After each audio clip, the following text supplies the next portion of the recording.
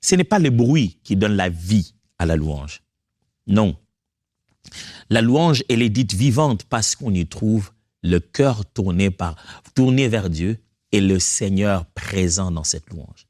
Tu es dans une église vivante qui, lorsqu'on se rencontre, on se met à louer Dieu, tu sais reconnaître qu'il est là. Écoutez-moi bien, mes frères, la puissance de la louange, elle n'est pas intrinsèque. Je vais reformuler ça. La louange n'est pas puissante. C'est celui qu'on loue qui est puissant. La louange n'a pas de puissance en elle-même. La réponse et la puissance de la louange vient du fait que celui qu'on loue l'a agréé. Parce que Dieu se sentit concerné, qu'il répond par le feu, qu'il répond par sa puissance et par sa présence. Une église locale vivante, c'est une église qui, lorsqu'on se rencontre dans la réunion pour glorifier Dieu, c'est une louange puissante. Ça veut dire une louange qui touche le cœur de Dieu, une louange dans laquelle on ressent la présence de Dieu. Pas qu'on a juste vu de belles prestations, les gens ont très bien chanté, l'équipe de louange, alléluia, amen. Ah, c'était bien, c'était beau, mais est-ce que ça vous a permis d'adorer Dieu? Est-ce que ça vous a permis de prendre conscience de la présence de Dieu? Est-ce que ça a rapproché votre cœur au Seigneur au point que vous avez même oublié que vous étiez dans un bâtiment ou que vous étiez dehors? Marc chapitre 14, versets 25 à 26.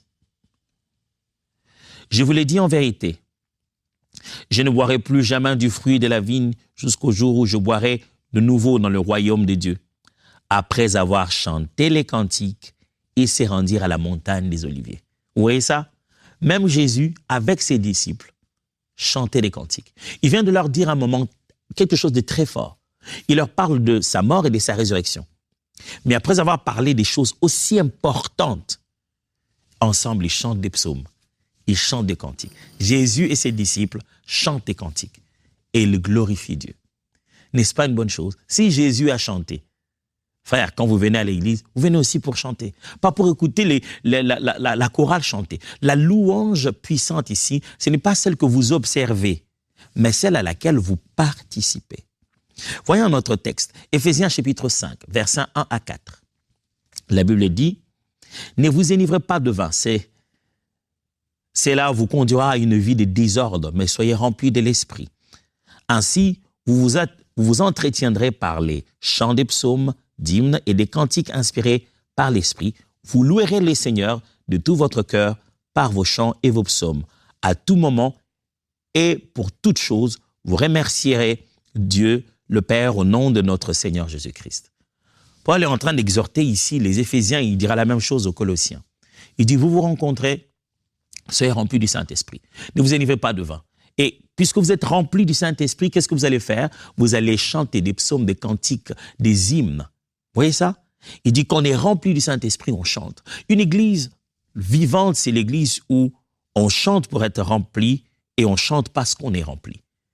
Il y a toujours ce concept de la présence et de la plénitude du Saint-Esprit autour de notre louange. Quand on commence nos louanges, on prend conscience d'être rempli. À la fin de nos louanges, on est rempli. On chante pour être rempli, on chante parce qu'on est rempli. Une église vivante, c'est une église où la louange est puissante. Actes des Apôtres, chapitre 5, versets 25 à 26. Actes chapitre 5, 25 à 26. Vers le milieu de la nuit, Paul et Silas priaient et chantaient les louanges de Dieu. Tous les autres prisonniers tendaient l'oreille. Tout à coup, un violent tremblement de terre secoua la prison jusque dans ses fondements. Aussitôt, toutes les portes se trouvèrent ouvertes et les chaînes de tous les prisonniers furent arrachées de leur scellement. C'est le genre de louange qu'on aime bien faire dans nos églises, n'est-ce pas? Je me rappelle plusieurs fois, vous allez dans un culte, on dit « Nous allons louer Dieu comme Paul et Silas dans la prison et la prison et les chaînes vont tomber. Ça va être une louange puissante. » Voilà. Une église vivante a une louange puissante. Ça signifie que c'est une louange à travers laquelle la puissance du Saint-Esprit se manifeste. Louange puissante, louange où la présence de Dieu est tangible. Louange puissante, louange dans laquelle chacun participe. Louange puissante, louange par laquelle la puissance de Dieu se manifeste. Paul et ses amis en train de chanter, en train de glorifier Dieu. Boum! Vous savez, des fois, on fait beaucoup de choses dans l'église pour rien.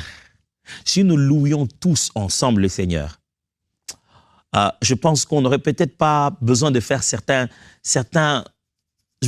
choses qu'on fait à l'église qui servent à rien, en fait. Le problème, c'est que quand les gens viennent à l'église, ils regardent le culte, ils observent, ils contemplent le culte, ils voient les musiciens, ils ne participent pas. Maintenant qu'on a tout fait, vous savez, l'église a tellement facilité les choses. Hein.